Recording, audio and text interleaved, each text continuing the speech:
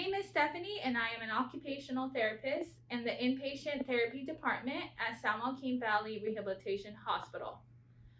When a person requires inpatient rehabilitative services, they work closely with their team of physicians, nurses, therapists, and other healthcare professionals.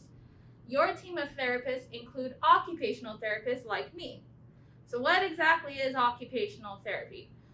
I want you to take a closer look at the word occupation. Occupation derives from the term occupy. So I have a question to ask you. What activities occupy your day? When I think about my daily routine, I think about rolling out of bed first thing in the morning, completing my bathroom tasks such as toileting, brushing my teeth, bathing, and dressing. I also like to make myself a cup of coffee in the morning. Another important task is being able to care for my dog. Now, what does your daily routine look like? Is it similar to mine?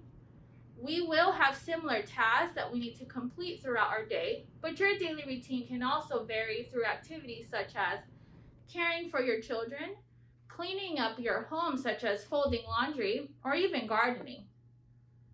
A person's daily routine can be disrupted by a new illness, injury, or condition.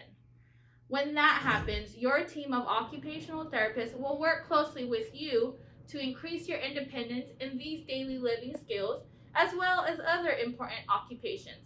So for example, you may have some pain in your back or a recent back surgery and are no longer able to get yourself dressed.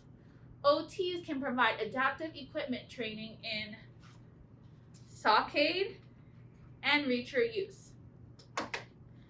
A person who has had a stroke may no longer be able to brush their teeth because they are no longer aware of one side of their body.